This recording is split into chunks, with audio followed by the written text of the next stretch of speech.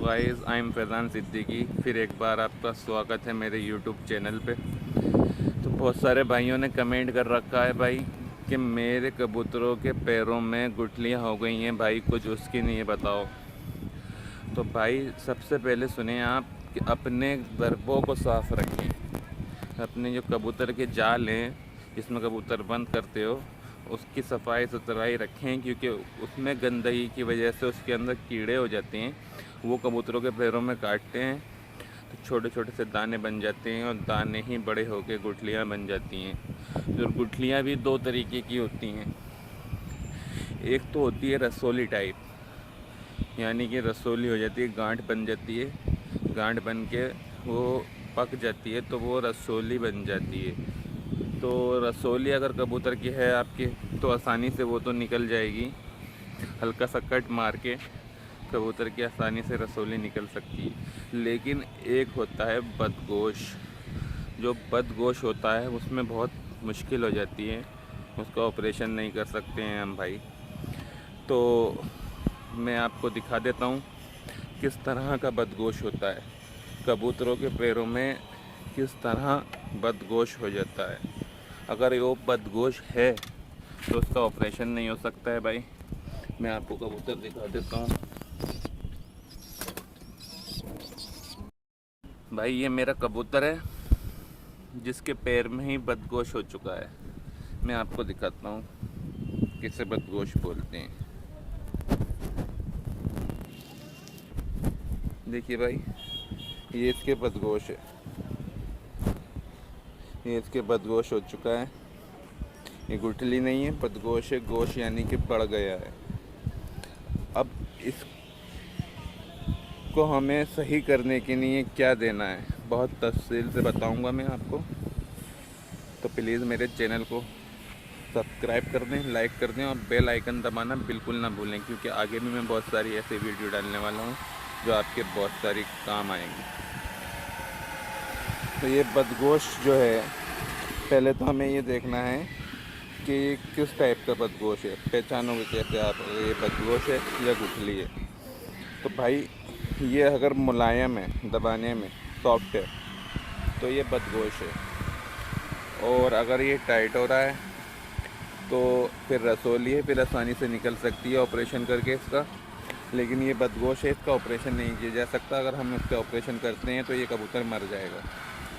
तो इसके लिए हमें क्या करना है तो मैं आपको बताऊंगा कि आपको कैसे और क्या करना है।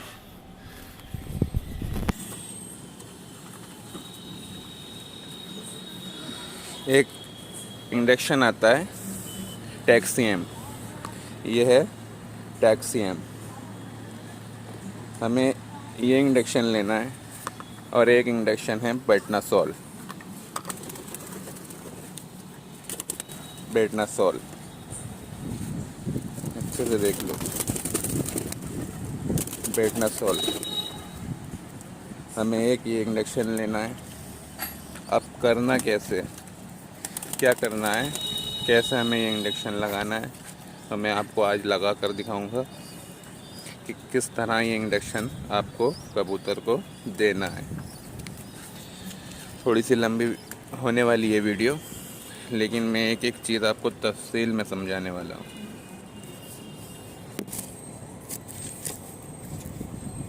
सबसे पहले हमें ये टेक्सोना का इंडक्शन है, इसको सिरिंज के अंदर भरना है। इसे सिरिंज में भरना है। मैं मोबाइल साइड कर देता हूँ, 1 मिनट।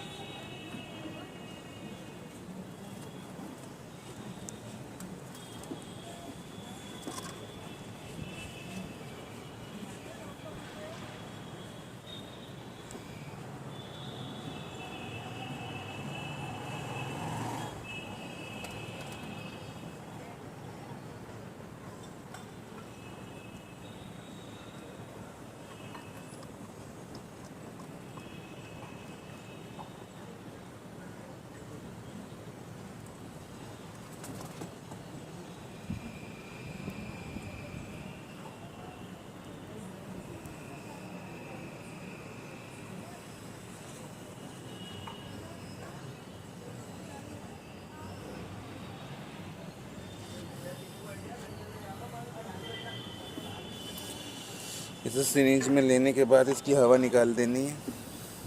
ऐसे हवा निकालने के बाद इसे टैक्सीएम के अंदर डालना है।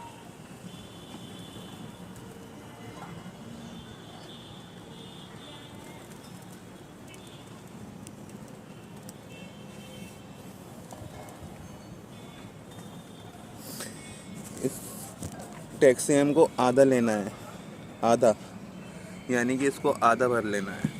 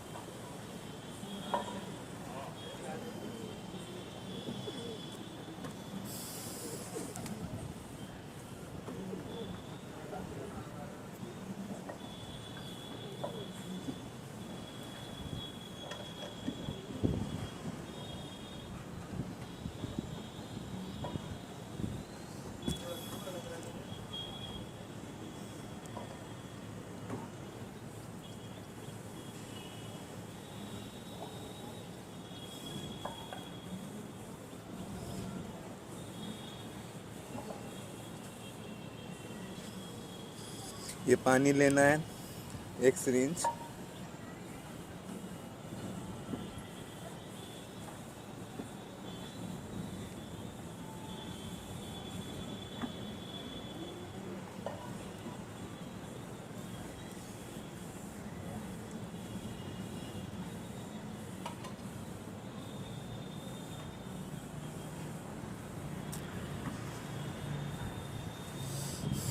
ये भी इसी में डालना है।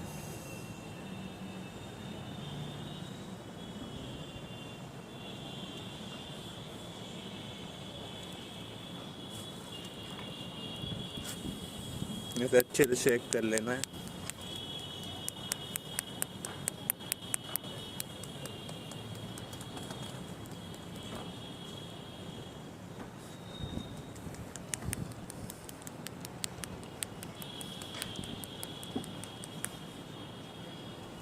इस तरह शेक करना है इसे। अब हमें इतना ले लेना है, इतना। अब हमें ये इंडक्शन का कबूतर लेना है 15 पॉइंट। ये हमने 15 पॉइंट लिया है, अच्छे से देख लीजिए। सिरिंज लेनी है हमें शुगर वाली केकर, है ना, शुगर में जो काम आती है वो सिरिंज देना, और इसमें 15 पॉइंट लेना है।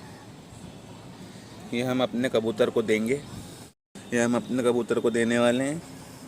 ये इसकी गांठ है, ये ज़्यादा बड़ी है, इसलिए मैं इसका ये इंडक्शन इसी गांठ के अंदर लगाऊंगा। अगर आपके कबूतर की गांठ छोटी है, उसमें दवाई नहीं जा सकती, तो आप सीने में लगा सकते हैं। ऐसे यहाँ के पर जो है ये इसके कबूतर की इस तरह हटाइए, ये जो गोश्त दिख रहा है सीने का, इस जगह आप इंडक्शन लगा सकते हैं। अगर आप सीने में लगाएंगे तो थोड़ा सा टाइम लगेगा, 2 या 3 दिन आपको ये इंडक्शन देना पड़ेगा सीने में। और अगर आप गांठ में लगाते हैं तो बहुत जल्दी असर करेगा। तो मैं इसकी गांठ ज़्यादा बड़ी है, ये आराम से दवाई ले सकता है, तो इसकी गांठ के अंदर ही मैं ये इंडक्शन लगाने वाला हूँ। इंडक्शन लगाना कैसे है, हमें इस तरह से इंडक्शन पकड़ना है, इस तरह से। और ये एक थाई होती है इसकी, ऊपर वाली थाई, तो ये हमें थाई की तरफ करके लगाना है, पैर की तरफ से ऐसे उल्टा नहीं लगाना है, ऐसे लगाना है थाई की तरफ। ये आपको मैं दिखा देता हूँ, ये गांठ है इसकी।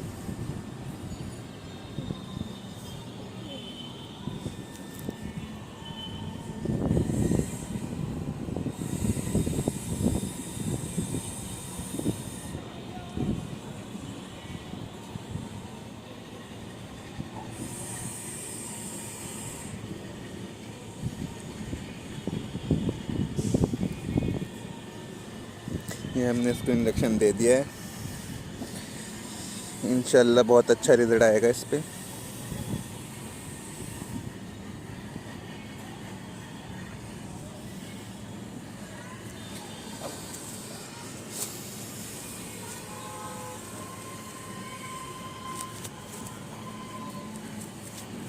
भाई ऐसे ही इंजेक्शन लगाना है।